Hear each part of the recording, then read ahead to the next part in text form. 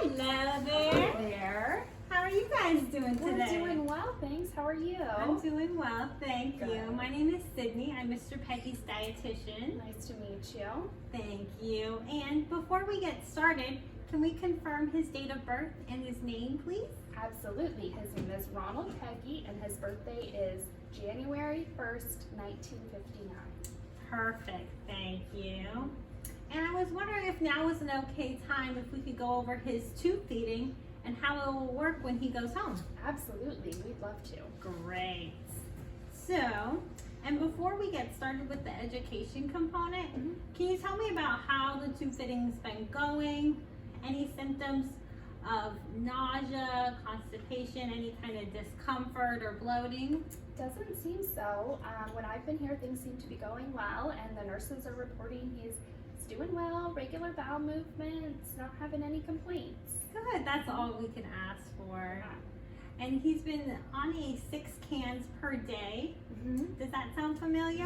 Yep, that's what they said they've been doing. And they've been doing flushes 90 milliliters before and after. Okay. This is helpful for his hydration, also to prevent any clogs in his tube, Okay. and keep things clean. Okay.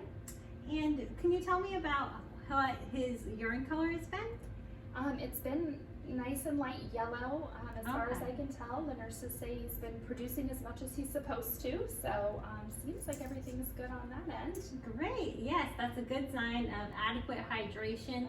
And with the formula and the flushes he's been receiving, he's meeting his needs, which Excellent. is the biggest thing we want to ask for. Absolutely. And can you tell me about his bowel movements, about how many per day he's been having? About 1 per day, it seems. Okay. And they've been soft and formed, so. Perfect. Yeah. Things are moving along, which is very, very important. Yeah. Yes, and so has the nurses or have a doctor, have they discussed his G-tube with you? Have they said why it happens? I just know he wasn't able to eat enough by mouth, so they said he was going to be able to use this instead. So Yes, and so that is why, for a longer term, when we know that someone's not able to eat by mouth, their nutrition is still very, very important. So when it is going to be long term, we do put it into the stomach that he can still receive his nutrition, okay. but we can still use as much of his gut function as possible. Excellent. So this is in his stomach.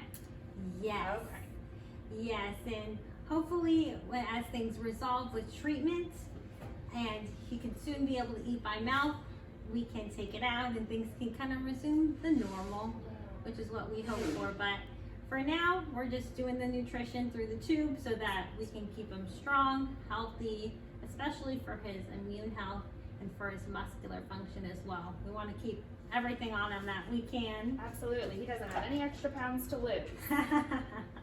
All right. And when I mentioned the 6 cans per day, he's been on a formula, it's called Jevity.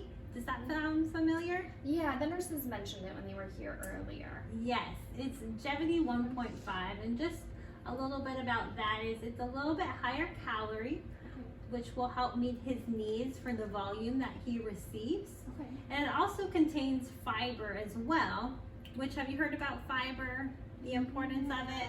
Yeah, a little bit.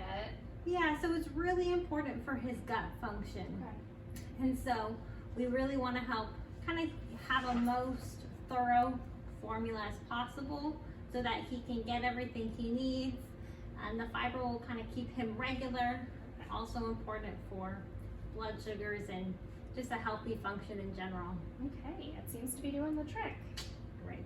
That's what we hope for all the time. Yeah, absolutely. All right. And we can get started with the education component. Okay. I have this packet here. It's going to be a thorough reference, and we'll be reviewing all of it today about how his tube feeding works and how the logistics will work at home as well. Okay. He is receiving the 6 cans per day. Okay. And what you'll be doing at home is actually very similar to what the nurses have been doing here. Okay. So it'll look familiar if you've seen the nurses come in and out, do his feeds, and so it should look pretty familiar. Pretty okay, familiar, and I've been yeah. watching, so I was prepared. So Perfect. So when we are going to set up a feed, it's really important that we set up the room. okay, Does that make sense? Getting all the supplies together, Sure, all that? yeah, So if we take a step back, we want to make sure that we have everything ready for his feeding, and things are close by as well. okay, And because it can be helpful if you have something right next to him, then if you have to go run and get it, maybe in the kitchen, or things like that. But I have the supplies here, and we can kind of look at the different things we'll need for his feeding. okay, So he receives those cans, they're called boluses. okay. And what we can use for his feeds is going to be a syringe. Have you seen the nurses with these? Mhm. Yes. So this is a 60 milliliter syringe. Do you see the tick marks here? Mm-hmm. And what we'll be doing is we'll be taking out the plunger Okay. and we'll be pouring the cans of formula in to his G tube, okay? Okay. Next we have his cans of formula as well. Okay. An important note is before we open a can of formula, we always check the expiration date. Okay. The cans that he will be receiving at home, there should be no issues with expiration dates, but things happen. It's always important to check. Sure. And I also have a measuring cup here with some water in it. Or if you just have a water bottle at home, you can use any kind of water. This is going to be for the water flushes. Okay. And we can just have it in a measuring cup here, or if it's in a water bottle, you can also measure it here with the tick marks we have on the syringe. Okay. Does that make sense? Mm-hmm. And you said whatever kind of water it is we typically use at home? Yes, so Okay. whether that's going to be tap water at home, Okay. bottled water, whatever his preference is what is going to be safe for him to use, and safe for the tube as well, okay? Okay. Great. So we have our supplies here ready. And next we want to take a look at the location. And where's a good place for him to do his tube feeding at home? I feel like we'll probably do most of them in his recliner. He likes to spend most of his time there. We do have a bed that he may be in, but I expect that most of them will be in the recliner. Okay, perfect. Yeah, so what we want to know about for the location is there an opportunity for him to get the appropriate head of bed?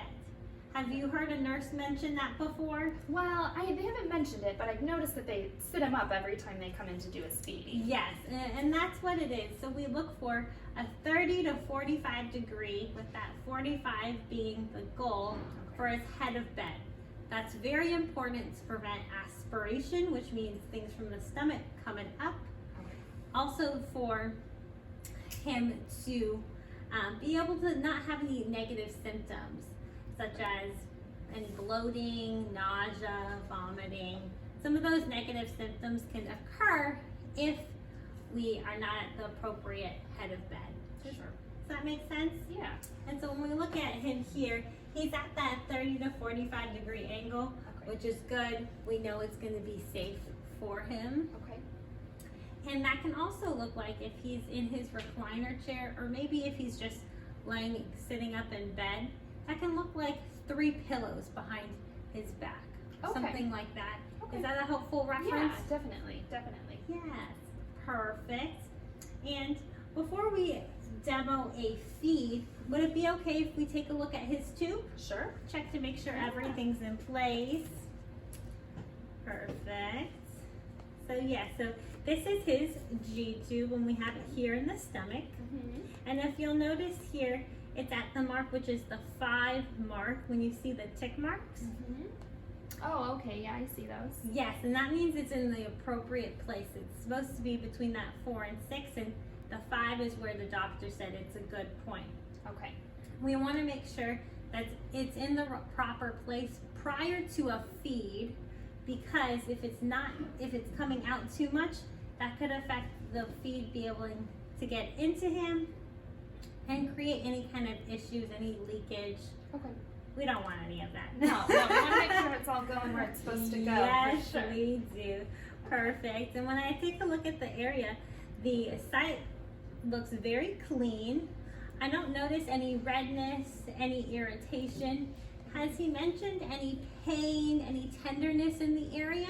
No, after a couple days after it got placed, he said it was a little bit sore, but he hasn't mentioned it in a few days now. Perfect, yes. And I don't notice a lot of discharge. I do see a couple drops of blood, which is very normal following the placement of the tube. If the bleeding, say it persisted on and it became a large amount, then we would be concerned about the placement. But from what I see right here, things look very nice. Excellent, good. Perfect. So we have gathered all of our supplies, right? Yep. We set up a location, his head of bed, his tube is in place. So now we are ready to do a feed. Does that sound good? Sounds great.